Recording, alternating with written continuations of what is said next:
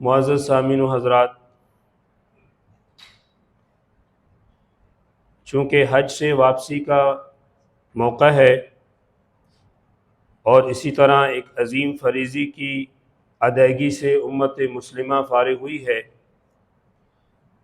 اس لیے اس مناسبت سے آج کے خطبے کا عنوان ہے پاکیزگی اور طہارت کی طرف لوٹنا اور آپس کے اتحاد اور خوشحالی کا راز۔ اس سال کا حج اللہ کے فضل و کرم سے امت مسلمہ نے بھرپور حکمتوں اور نصیحتوں سے پورا فرمایا، جس نے ہر اس شخص کے دل پر ایک گہرا اثر چھوڑا ہے جو مسلمان اس کو سمجھتا ہے۔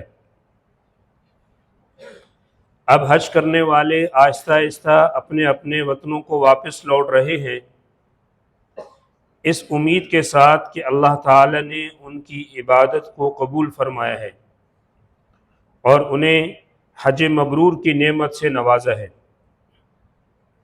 اور ان کے تمام گناہوں کو معاف فرما دیا ہے۔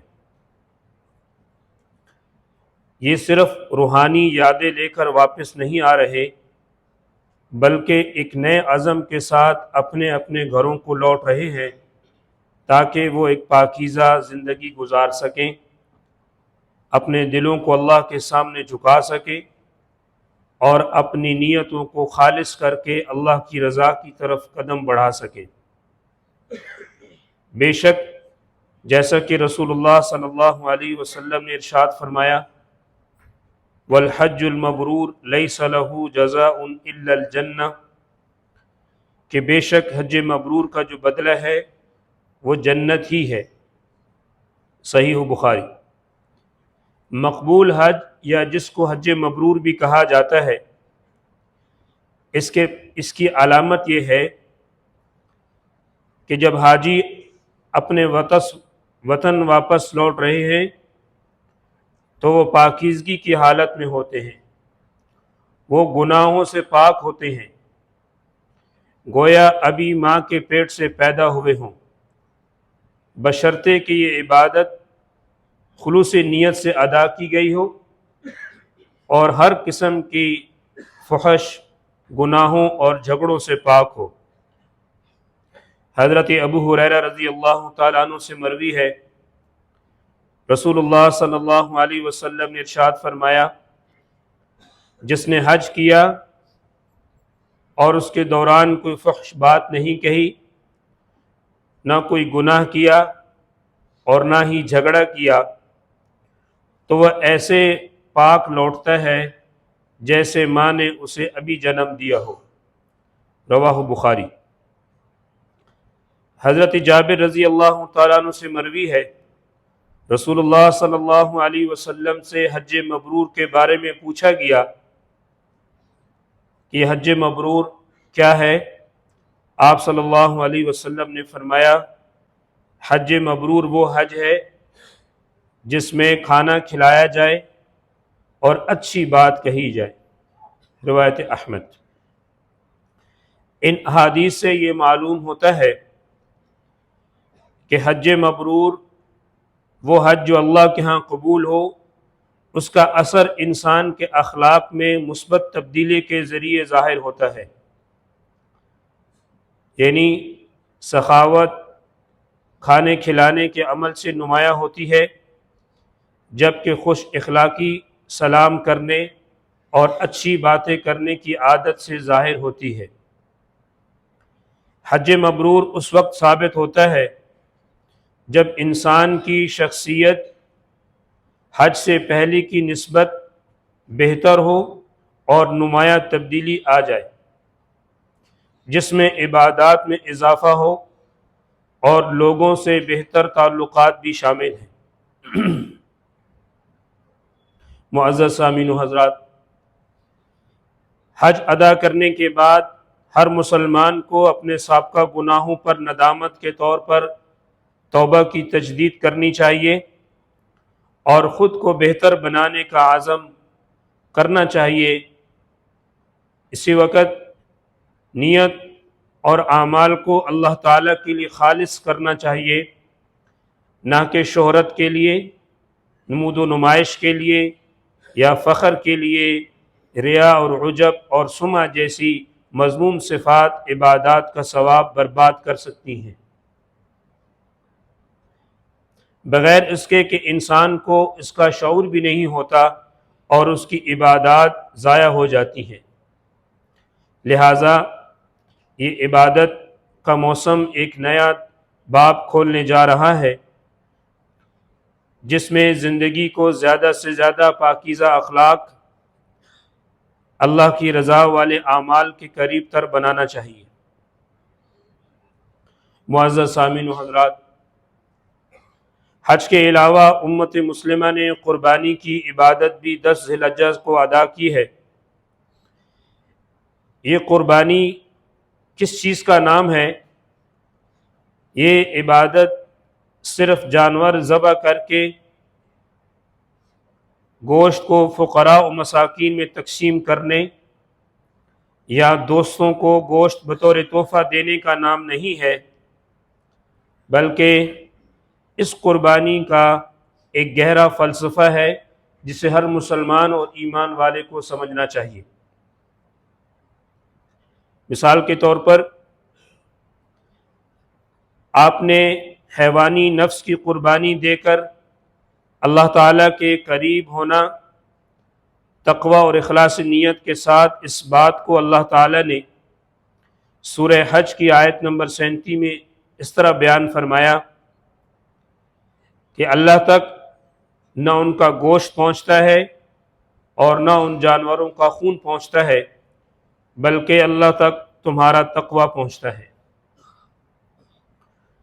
قربانی کی عبادت ایک روحانی تربیت کا میدان بھی ہے، جو مسلمانوں کے درمیان آپس کے اتحاد اور اتفاق کے جذبات کو پروان چڑھاتی ہے۔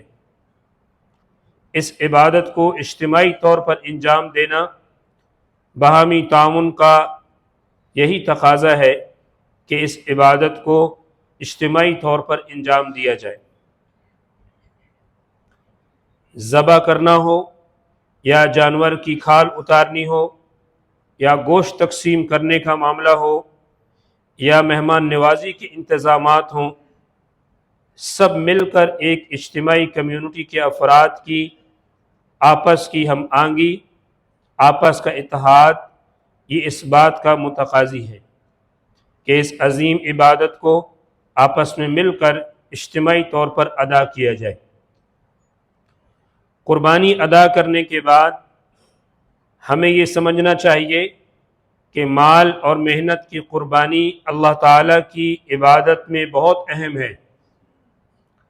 اس قربانی کی قدر کو روزمرہ زندگی میں برقرار رکھنا چاہیے، جیسے کہ ضرورت مندوں کے ساتھ ہمدردی، غرباء و مساکین پر رحم اور آپس کی کمیونٹی کی خدمت کے لیے آمادگی ظاہر کرنا، اور امت کی نسلوں کی فلاح کے لیے خلوص دل سے تعاون کرنا۔ اس کے ساتھ ساتھ قربانی کا جذبہ ہر حالت اور ہر جگہ دوسروں کا خیال رکھنے کا بھی ہے کہ ہر جگہ پر ایسے مواقع پیش آتے ہیں کہ جہاں دوسروں کا خیال رکھنا چاہیے۔ خوش اخلاقی کے رویے سے بھی ظاہر ہوتا ہے۔ مثال کے طور پر ہر سال ہم سنتے ہیں کہ تہواروں کے دوران سڑک حادثات میں بہت ساری قیمتی جانیں ضائع ہو جاتی ہیں، چاہے وہ عید کو چھٹیوں کا موقع ہو یا کوئی اور مواقع ہوں۔ ان کے دوران حادثات کی زیادتی قیمتی جانوں کا سبب بنتی ہے، اور ان حادثات کی بنیادی وجہ یہ ہے کہ ہم ایک دوسرے کا خیال نہیں رکھتے۔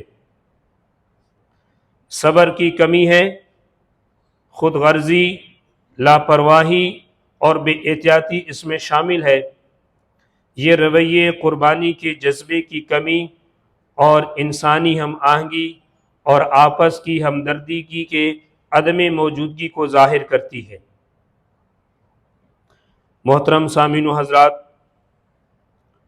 حج اور قربانی کی عبادات اللہ تعالیٰ کی رضا کی امید پر انجام دی جاتی ہیں کہ اس سے ہمارا اللہ راضی ہو جائے۔ حج کرنے والے حج کرتے ہیں، جانی اور مالی قربانی دیتے ہیں اس رضا کی خاطر کہ اللہ راضی ہو جائے۔ اور اسی طرح قربانی کے موقع پر بھی ہر انسان کی کوشش ہوتی ہے کہ اپنے حسب استطاعت اللہ کی رضا کی خاطر خون بہایا جائے اور اس سے اللہ کو راضی کیا جائے۔ ان عبادات کی قبولیت اس کی رضامندی کی علامت ہے، اور ایک پاکیزہ اور صاف ستھرا آپس کی ہم آہنگی، آپس کا اتفاق، آپس کی خوشحالی کی زندگی کی طرف رہنمائی کرتا ہے۔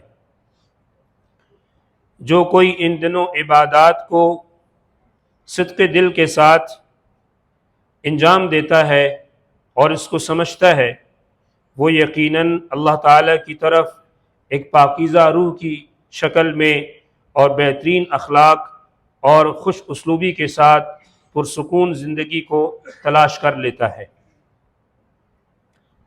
معزز سامعین و حضرات، آج کے اس بابرکت دن کے خطبے کے اختتام پر خطیب تمام حاضرین کو اللہ تعالیٰ کی فرما برداری میں مستقل مزاج رہنے اور استقامت کے ساتھ اعمال کو پورا کرنے کی نصیحت کرتا ہے کہ اپنی عبادات میں خلوص نیت کے ساتھ اطاعت کریں، کیونکہ ہماری فطرت کو گناہوں اور ناپاکیوں سے پاک کرتی ہے۔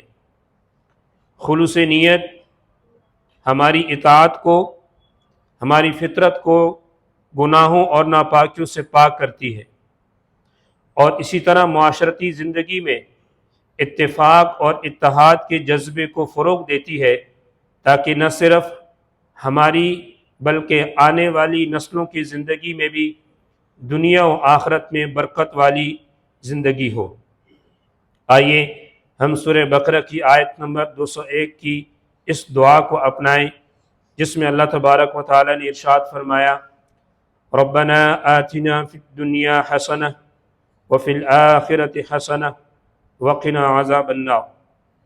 اے ہمارے رب، ہمیں دنیا میں بھلائی عطا فرما اور آخرت میں بھی بھلائی عطا فرما، اور ہمیں آگ کے عذاب سے بچا۔ جزاکم اللہ خیرا کثیرا۔